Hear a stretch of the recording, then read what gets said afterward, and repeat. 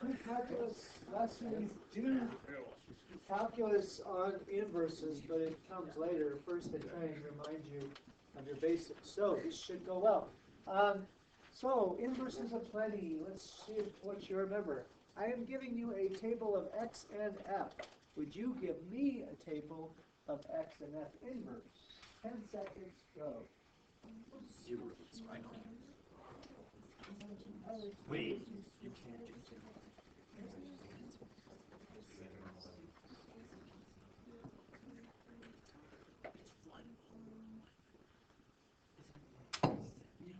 Okay, so when I take inverses, do I reciprocal, or do I switch, or do I switch signs? What do I do? You Just switch the x and y.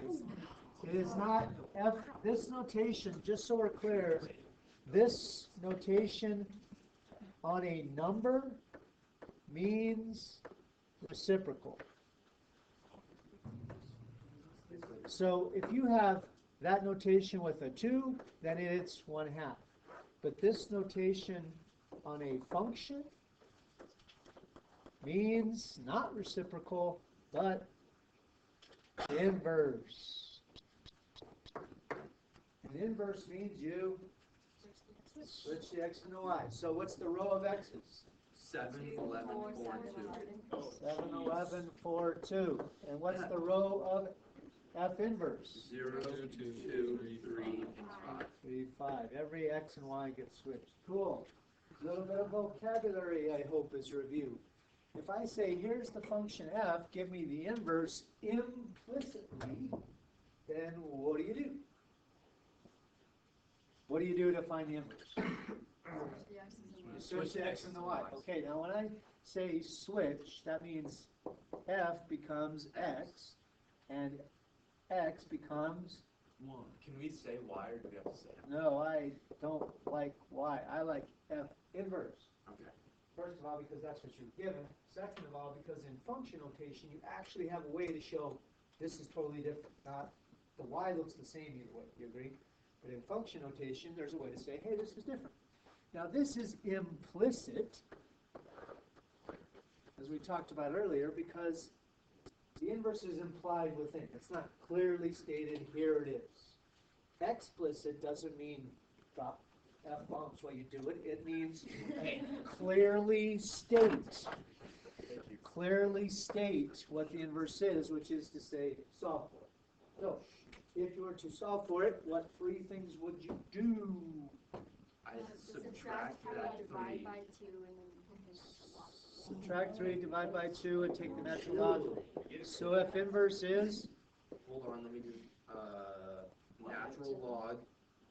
Wait. X minus 3 over 2. 2. Yes? And then natural log of that. Yes, the natural log of all that. You down? Yep.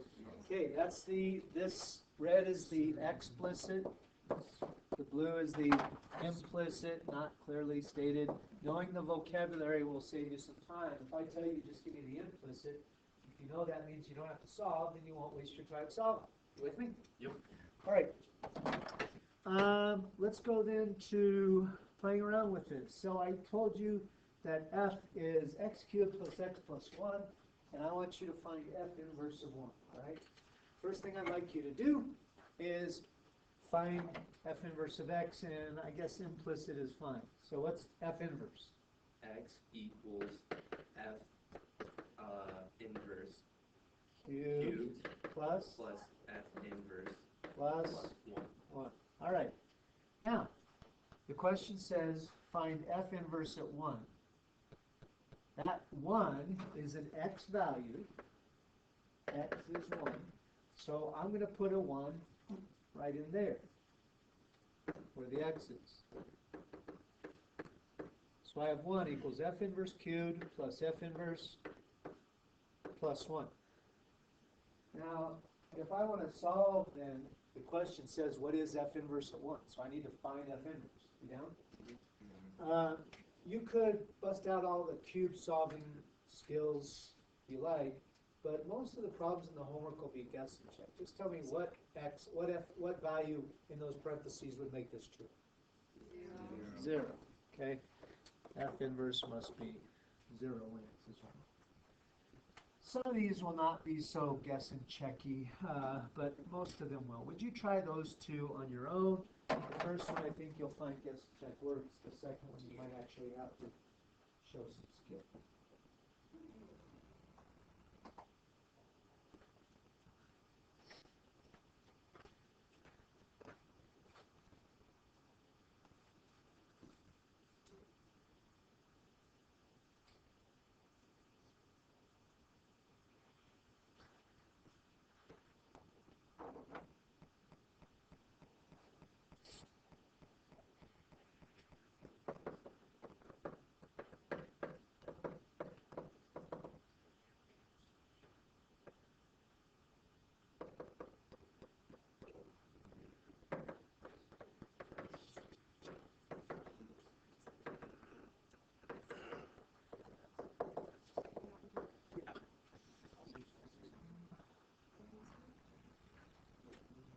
What did you get for B? 0. It is 0. I threw you a softie there. This one's not so clean. I don't know what that line is, by the way. Sorry about that. Isn't the inverse x equals 8 plus log of f inverse? Did you solve that for f inverse, or did you just plug in the 9 and then solve? I plugged in 9, subtracted the 8. Okay, so if you plug in 9 for the x, that is an x value. You have 9 equals 8 plus log of f inverse. How do you solve that for f inverse? Subtract f and then raise it to get away now. Subtract 8 from 9. Exponentiate it, and so f inverse is E.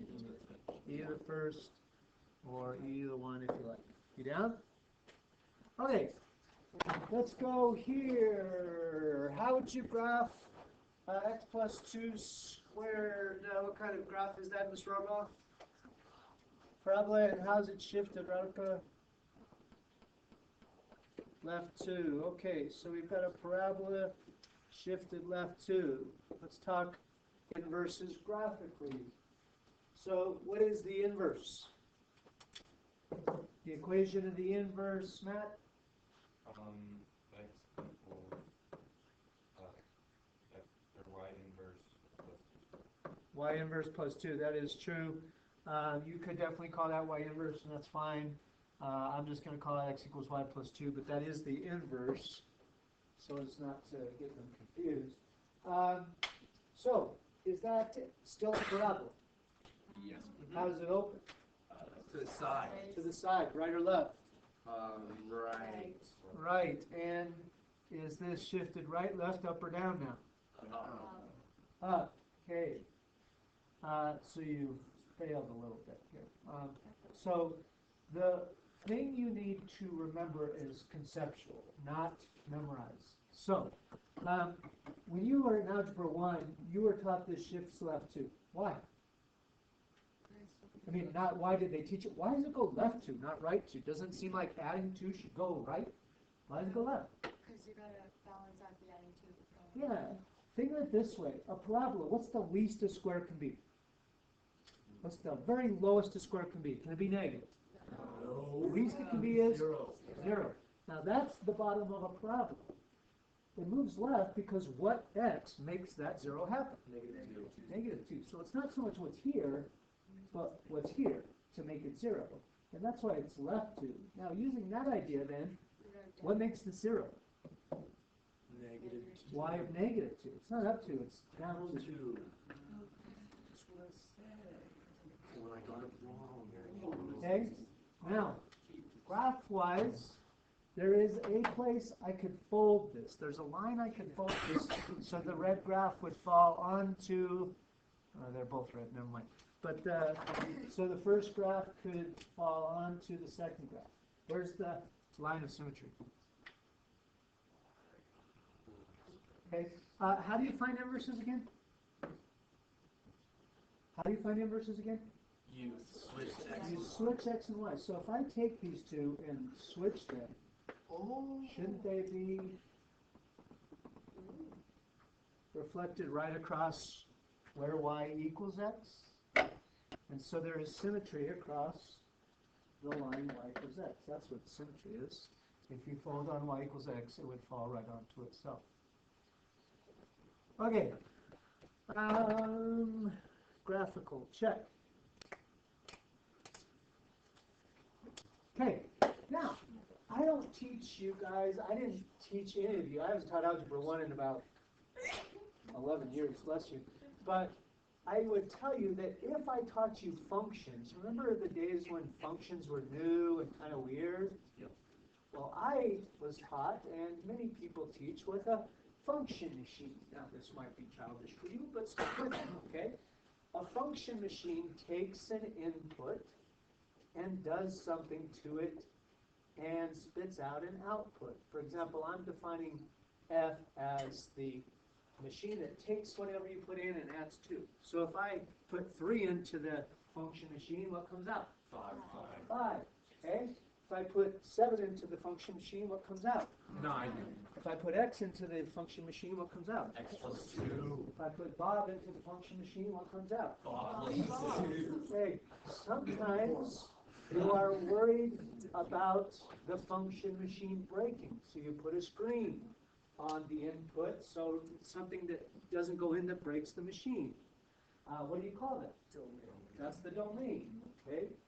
In this case, you really wouldn't need a screen because there's nothing that would break this machine. It's really tough. For the square root machine, for example, you need a screen on there or a log. That's the domain. Now, sometimes you don't like what the machine does, so you'll want to undo the effects. What kind of, yes, an inverse machine. What kind of inverse machine would undo the effects of the first machine? Subtract 2. So that if you put in a 7, what comes out of f?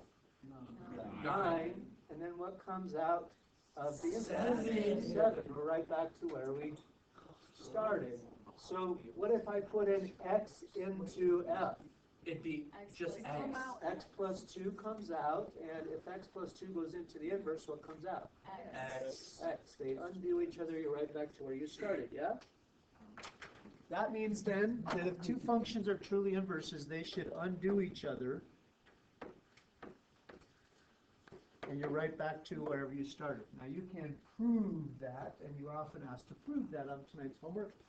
So let's start with A. What's the inverse of x? What would I do? Miranda, what would I do to get the inverse? This would be x equals e to the inverse of x plus 2. Yep.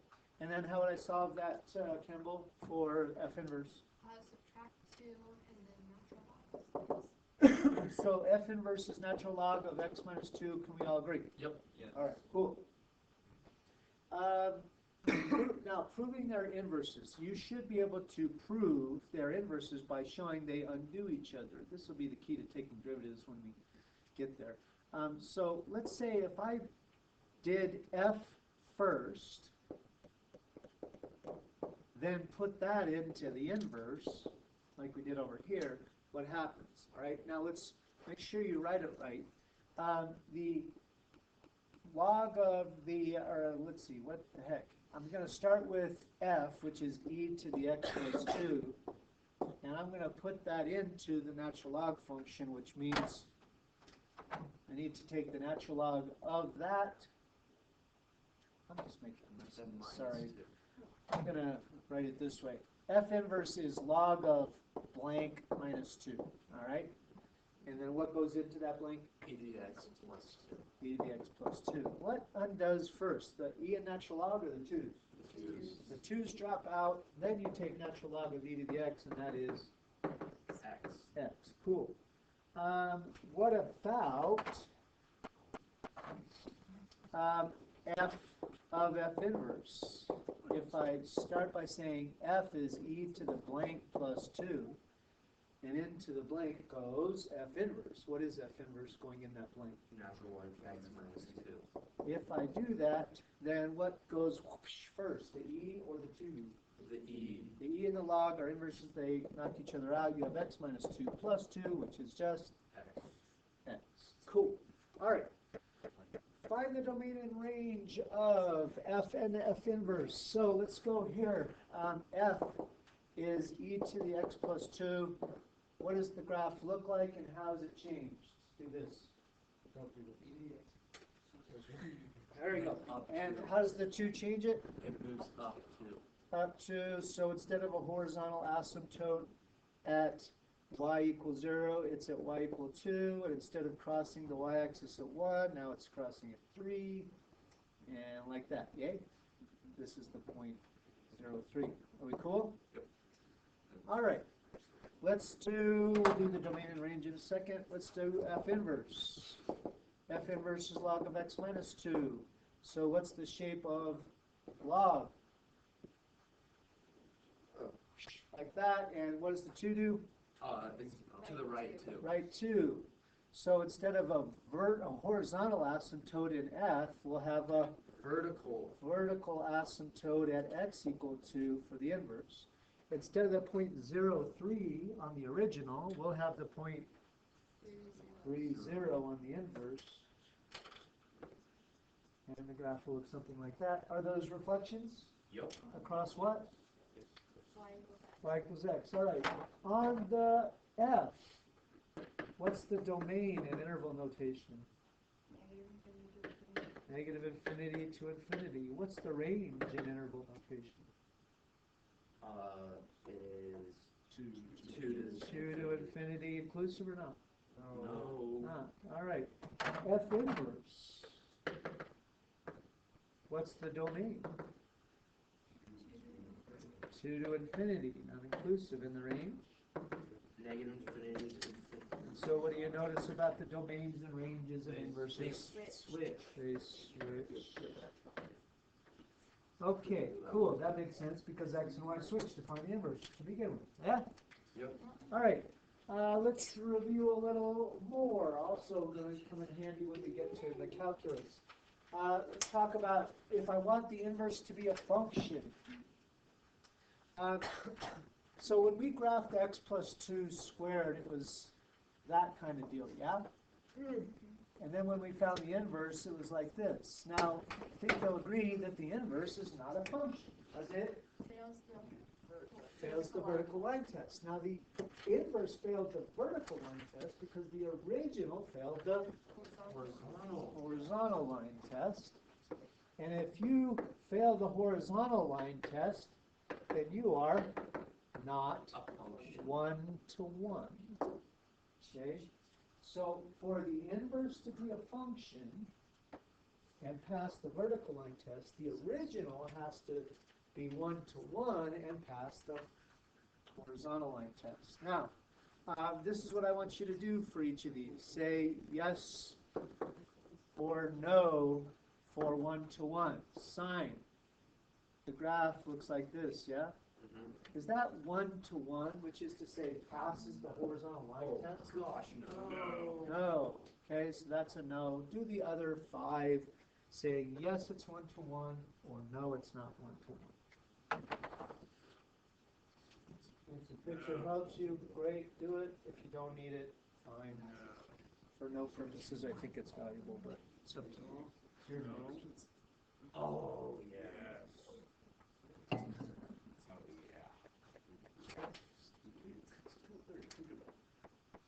Oh, that for sure does. It does. Wait.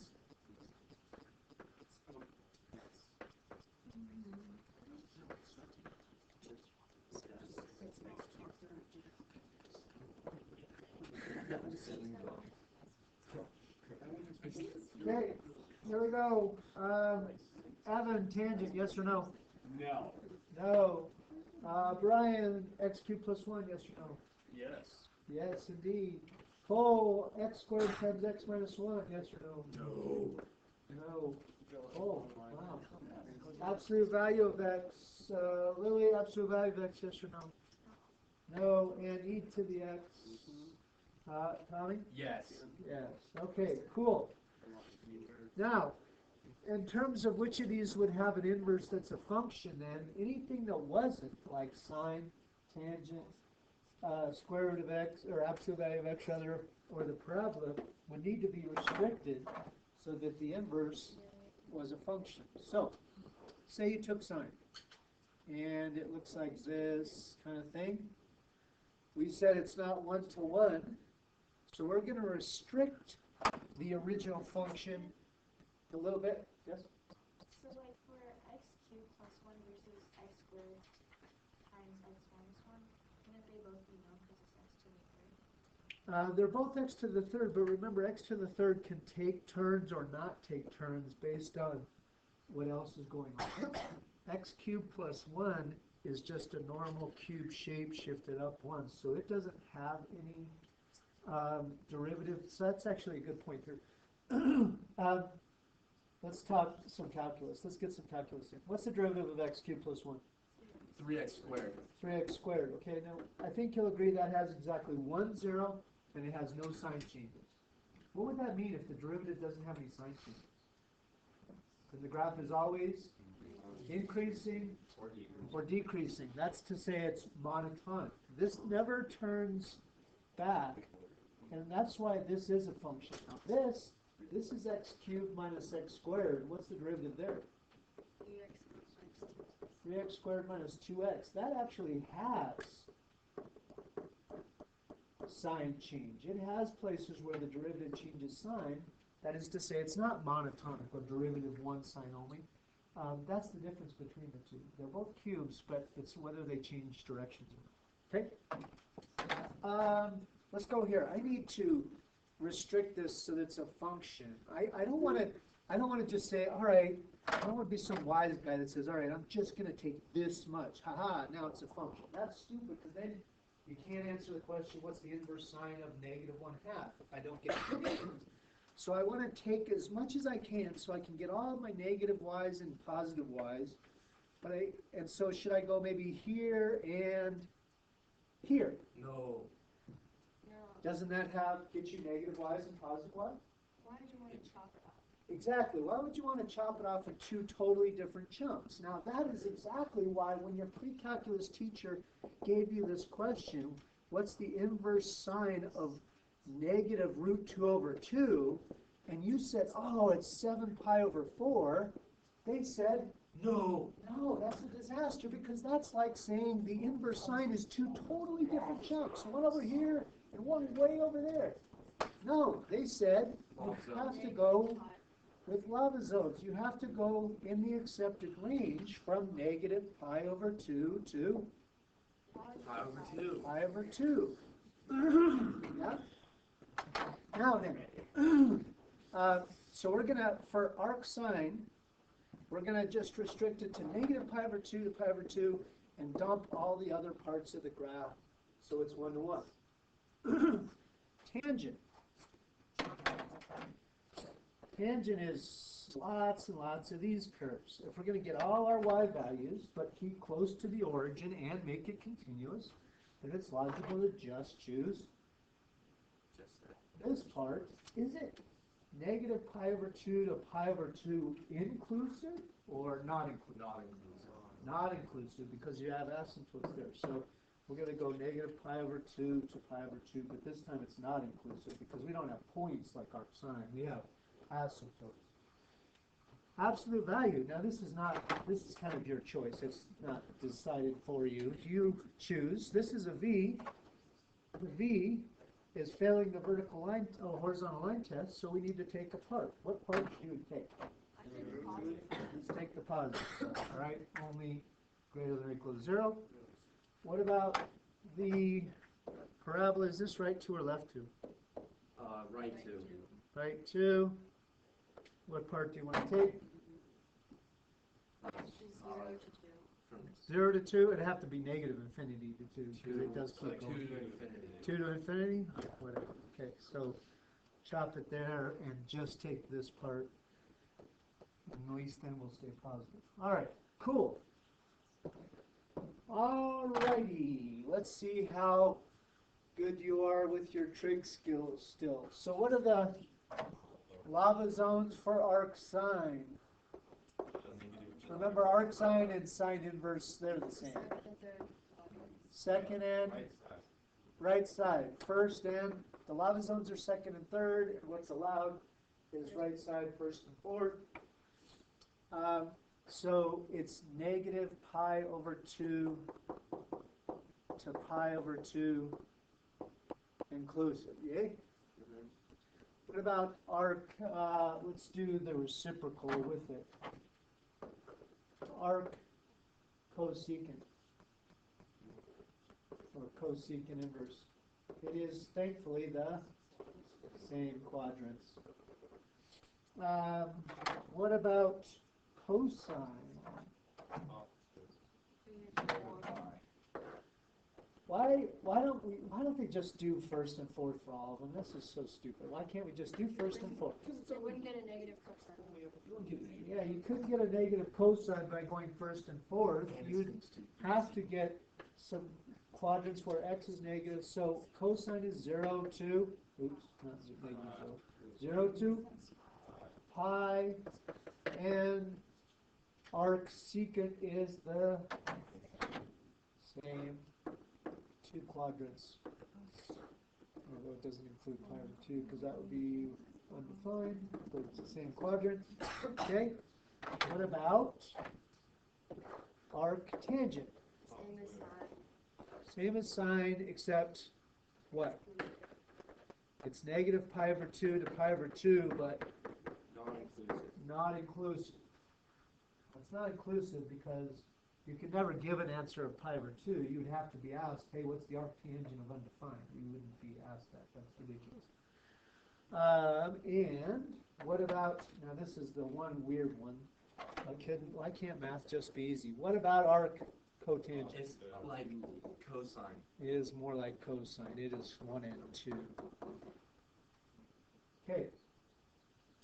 Now, in each of these cases then, I would like you to ask, all right, what kind of triangle is it? And what quadrant? Just to remind you, in the old pi over 4, aren't the sides root 2 over 2 and root 2 over 2, and they're exactly the same length, yeah? What about in the old 30, 60, 90? What's the short side? 1/2. What's the long side? This is 1. Okay, so when you see root 2's, you should think pi over 4's. And when you think root 3's or 1/2's, think pi over 3's or pi over 6's. Okay? Would you do the first row, which is just positive cases? See how rusty you are. What kind of triangle is it? What's the possible range? If it's positive, it's always the first quadrant.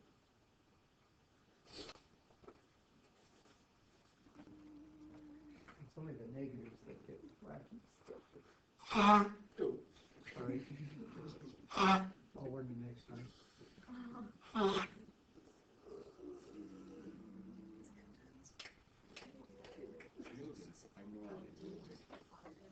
Yeah, I fully expect you to be a little rusty. That's okay. Secant. There's a lot of different ways to work things through there. Is it times up 4?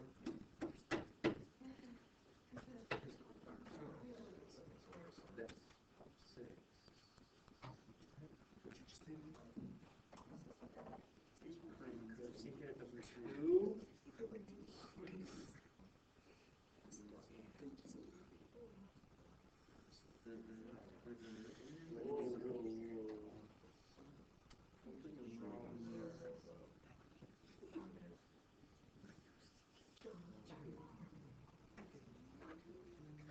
Ready with the positives?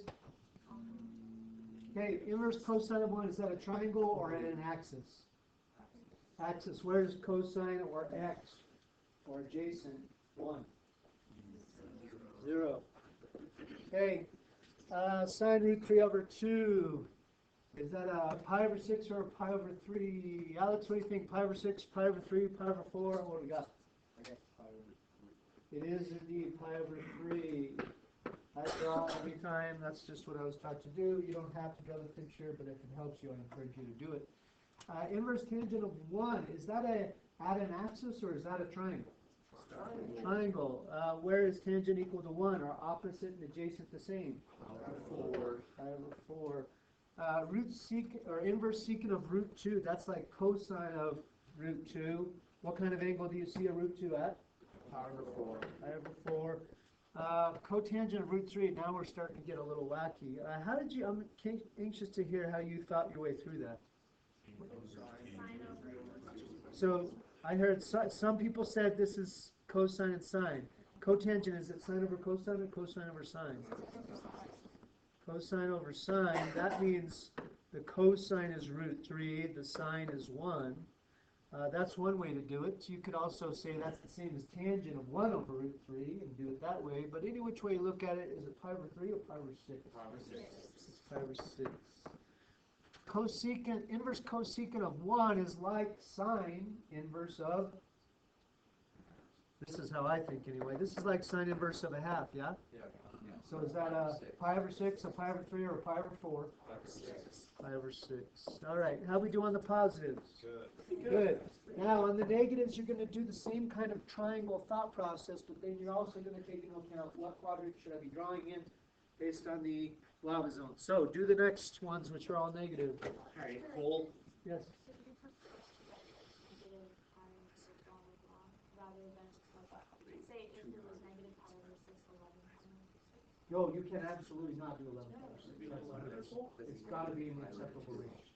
11 pi over 6 would take you through a lava zone. Yeah, no. That's not my preference, that's just math.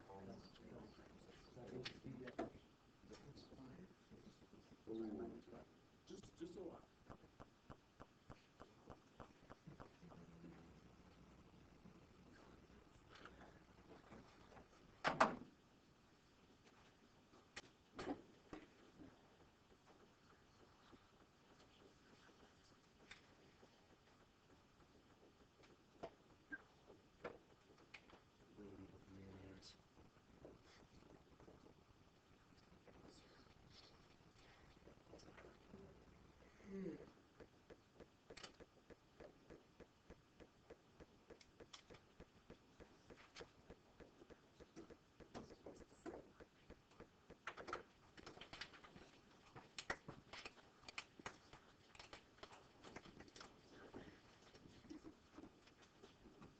How about 10 more seconds?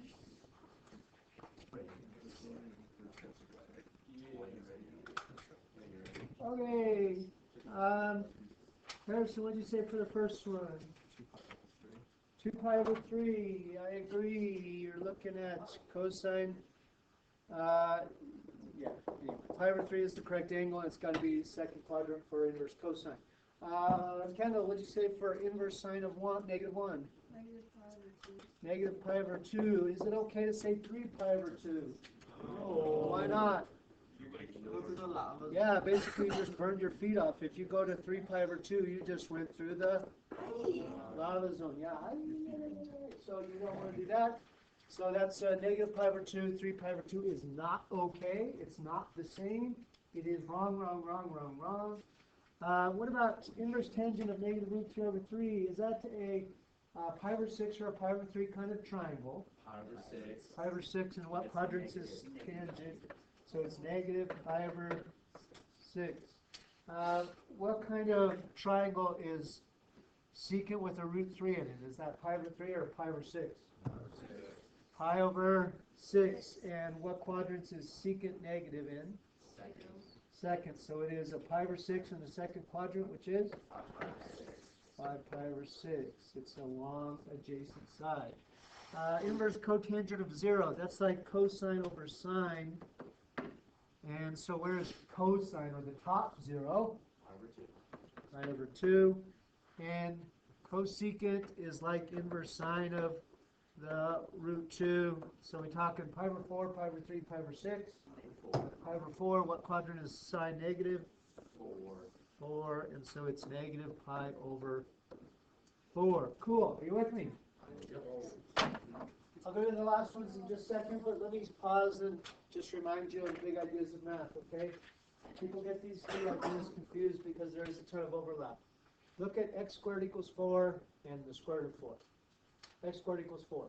What are all possible solutions? Plus or minus 2. X equals plus or minus 2. There are two solutions. Square root of 4, what is it? 2. Just 2. Okay, why do we only give the solution, because if square root of 4 means what times itself is 4, why don't we say negative 2? Because it's, no, square, if you say what times itself is 4, doesn't negative 2 times itself equal 4?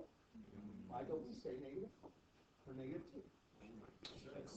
Because it's limited, it's called, you're trained to give what's called the principal root, which is to say it's a function, you should only give the positive. That's why you don't.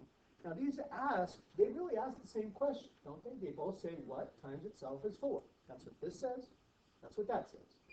But this is defined as a function, you only give the positive, yeah?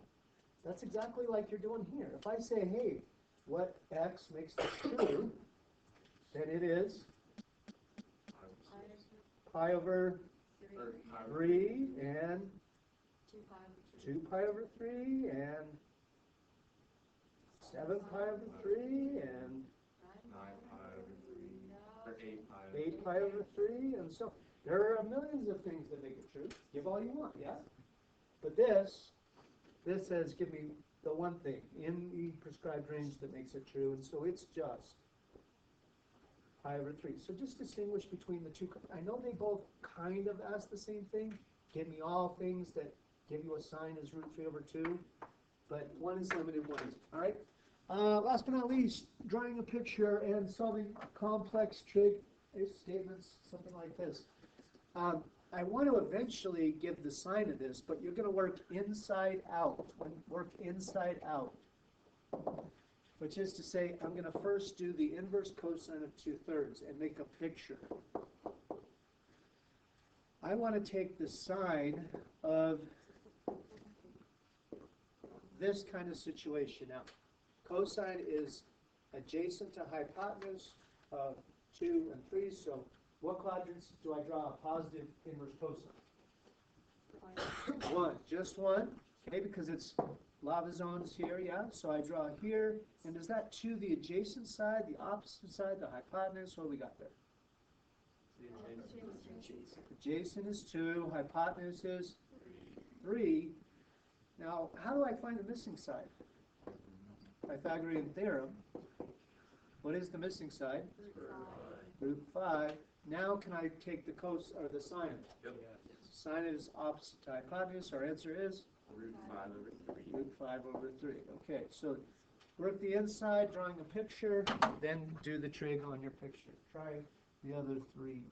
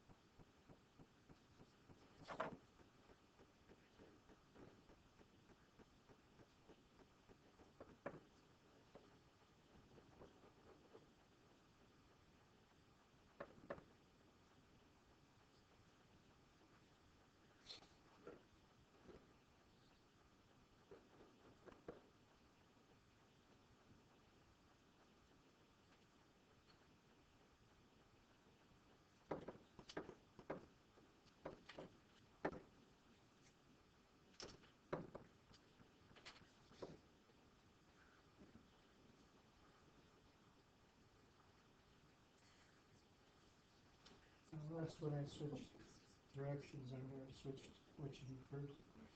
Ready? Okay.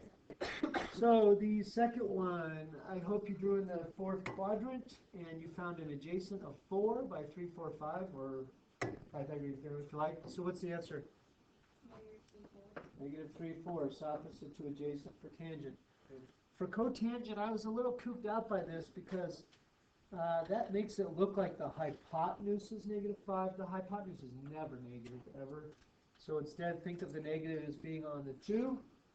And that's more like an opposite of negative 2, a hypotenuse of 5. What's the adjacent side? Root 21. Root 21. And so what is the cotangent of this? Root 21 over negative 21. Negative root 21 halves. Okay? This one's a little different. All of these were inverse trig, then normal trig. This is normal trig first, then inverse trig. You still work inside out. What's the inverse, or the inside rather? What's the sine of negative pi over 2? -1, then at what angle is cosine -1? Alright, sounds like you're solid. Would you got your homework from Friday, please? And we'll go over as much as we can, though we might have to finish going over it tomorrow because we don't have 7 hours. So I'm just gonna, let's just walk through the placement answers and then we'll do what we can. Normally I'm not, let's go through this all together because I don't wanna bail out some weasel that didn't do it. But this is on the test on Friday, it's a big idea, so I wanna make sure yourself, alright? You weasels who didn't do it, I guess you just missed a really good chance to practice this yourself, which you're gonna need. So I give you, in this case, this one is a little different, and anytime you get something that's slightly different, you should be wary of it. How is it different? How is it the same as what I normally do? So just be careful there, and we'll get to it. So on A, let's talk about, how do you find where G is increasing? G is increasing where? G prime, which equals F is positive, and that's on? -3 to -2. -3 to -2. Now they wouldn't grade for the endpoints on the AP test, but where did you put parentheses or brackets on one or both or what? Okay, I would say -3 is definitely positive, so it is bracket. But -2 is not positive, it's 0, so I used a parenthesis there. Okay? At what value of x does G have a point of inflection? Again, big idea of calculus. Inflection point is where? G double. G double. Now connect it to F, which equals? Okay, F prime isn't given in the graph either, so connect it more. F slope is positive, 0, or changes sign? Changes sign. So where does F slope change sign? 0 and 2. 0 and 2. Okay, any questions there? Are we succeeding? So far. Good, all right. This was where we started to have to do a little bit more work. All right, so a tangent line to G, not F. Keep in mind, that's the F graph, not G's graph, at -2. So what do we need to do a tangent line? Point. A point, a slope, and then we're going to write point slope, right? All right, so the point, they say at x equal -2. How do I get the y? What do I do for the y? Is -2 on F or G? So I need G of -2. How do I find G of -2? Plug it in. Plug it into what they tell you. G is 1 plus the integral from 0 to -2 of F, and I'm okay if you strip off the of you, do you, if you like, but you can write it if you like. All right, what do you make out of that? Is it 1 plus 0? Yeah, let's start here. The first thing I would like you to say is I don't like those lengths. Why not? They're backwards. They're going right to left, and we want it to go left to right. So I prefer that you switch it from 0 to -2 to -2 to 0. What do I have to do, though, when I switch the bounds? Make it negative. Okay, now that's because your dx got switched directions. We switched dx's directions, and so it's the opposite of what we would normally get. Now I would like you to make the connection that integrals mean areas. And so you should, in a geometric fashion, shade and then think, how am I going to find the area? That integral is that blue shade. And that is what geometric figure and above or below the axis? It's a triangle below. It's a triangle below. So it's a base times height divided by 2, but it's negative. Now that, in addition to the negative out there, is 1 plus. So what is the base and the height? 2 and 2. 2 and 2. So did you get 3 for G of -2? It is -2, 3 for the point you're going to use. M. How do I find M? G prime. G prime at -2, which equals F at -2, which equals 0. Okay, that's not the slope of F, it's just F. What is F at -2 and it's 0, yeah? endpoint slope form, then would be y -3 minus 3 equals times x plus 2, but because the slope is 0, we can see more like this is a horizontal line, and so the clean way to write this would be y is 3. okay? Tangent line at y equals 3. Is it okay if you write it as G of -2 or something? G of here, G of -2 is 3. Like for y. This, no, that's, so we didn't just, that would be to say that G of -2 is some whack graph, I don't even know. That's a tangent line, so you can't call the tangent line and G the same thing, that's, use Y, okay? All right, absolute min and max must happen at either endpoints or critical numbers. That's called the extreme value theorem, which we'll talk about in set 64, I think. It's coming, but I'm walking you through it here. What four x values are candidates for absolute min and max? I just told you that it could be at endpoints or critical numbers. So what are the endpoints? X equal? -3 And 4. Okay, those are two candidates for where the greatest possible y value could be and least possible y value. The critical numbers or critical points, whatever, you could call it critical numbers or critical points, both. Textbooks use both. Are where, start with the calculus before you go naming. Critical points are where the derivative, now I'm talking the critical points of G, so that's where G's derivative, which equals F, is 0 or undefined. Sometimes you have both cases, sometimes you just have one. In this case, I don't have any places where F is undefined. I'm just saying, where is F 0? -2 At -2 and 2.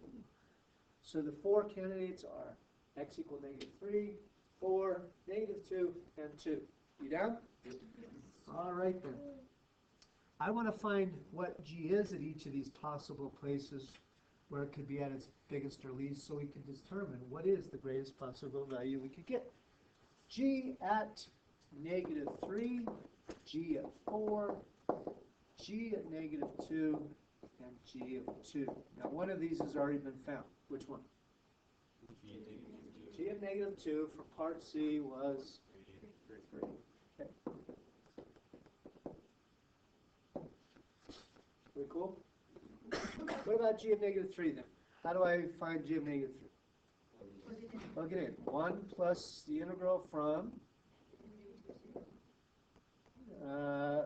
0 to -3, but if I switch it and negate it, it's -3 to 0. So 1 minus, wouldn't you agree that this is one of those cases where it's going the wrong direction? So I'm going to switch the limits and negate. And now let's do some geometry. 1 minus, now I'm going to enclose the areas in parentheses or in brackets here because I think I have two areas here.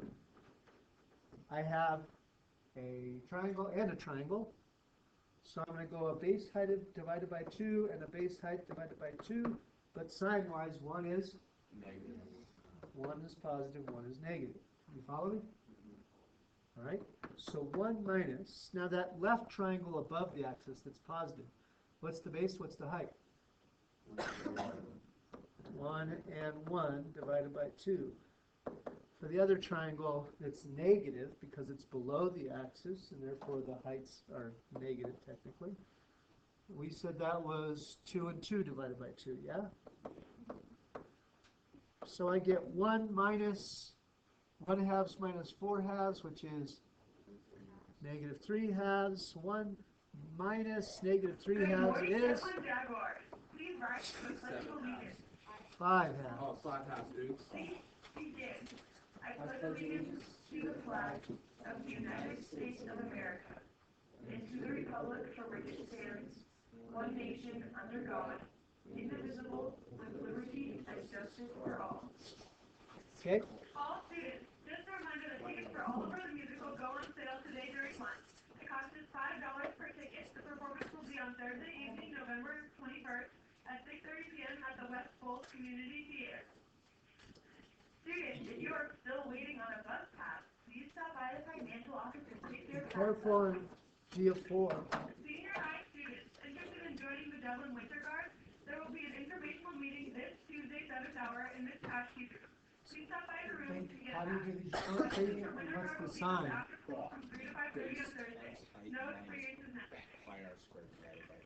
High school students interested in building, painting, lighting, or sound. Come join stage group for this year's musical Matilda. And will that be positive or negative? That would be negative. It'll be negative because it's below the axis, All right? are welcome. No So experience it is should be required. 1 minus that Come have share fun should and have create been. exciting productions. Yes. Congratulations to Emily Belmonte, Sarah Hitchcock, and That's Sabrina for the Murphy. area, They are the and that's 2019 for, because it's below the axis. and the team for the highest score of the season. Individually, the girls were outstanding as well. Out of 123 4A gymnasts, Sarah So what's the base and the height? all-around, and Emily Belmonte placed 7th all-around. Both qualified for the individual events they won. Sarah qualified for all 4 events, 4 and by Emily qualified 2. for 3. What's the Congrats to radius? Sarah, as she is the 4A vault state champion. She also placed 4th on bars, 4th on floor. Emily placed 6th on bars. Wow, that's great. Jaguars. Last week, the DHS cheer team made school history at their Jesco League and Mile High Regionals competition. They placed 3rd at league behind 5A schools, Columbine and Valor. And made history at regionals where they scored at the highest points ever in DHS history of 1989 points, which qualified them for 3rd in nationals in a row. They also came back and defeated 4 5A schools, including Columbine. They placed underneath Valor and Cherry Creek. Way to keep up with the 5A schools, Jack. That's pretty solid competition. Way to go. The Glenwood girls volleyball team. They traveled to Glenwood Springs. They won G of 2, ready? championship. That victory qualified them as one of 12 teams competing for the Class 4A Colorado State Championship later this week. This is just the second time in school history that the volleyball team has qualified for the state tournament. This is a great What about that single We green? congratulate our volleyball team when you have the opportunity to do so. Go Jacks! Hey Jacks, it's time for a daily dance. Right, Happy Veterans and Day. it's negative. Hello, everyone. This is just a reminder that we're honored today to honor our veterans at an assembly. Please, given the delayed start, go straight to the gym after second lunch or after your 4th period class. Get settled as quickly as we can so we can get started. Again, go straight to the gym from second lunch or for 4th hour. Thanks, Jack, and have a great day.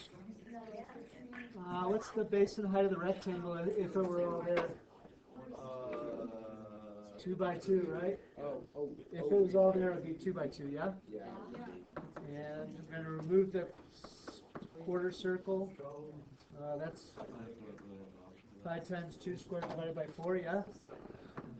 So this is 1 minus 4 plus pi, or negative 3 plus pi. Are we cool? Okay, so what is the greatest possible value? What's the absolute max value of the function? Which of these 1, 2, 3, 4 values are greatest? G of negative 2. This is 2.5. This is about 6.28 minus 7. That's negative, right? That's about 0.14, so that's not that big. So we conclude the absolute max is 3. What is the absolute min? That is. What's the least? This is negative 7 plus 6.28, so it's about negative 3/4. This is about negative 0.14, or positive 0.14. So isn't this the least? Yeah. So the absolute min is negative 7 plus 2 pi. Those are rough. That'll take practice. Okay. We will finish going over the rest tomorrow. Even till tomorrow. And make sure you do tonight's homework. We'll get caught up with both tomorrow. Have a great day. You do not have to sign up for 7. No 7th hour.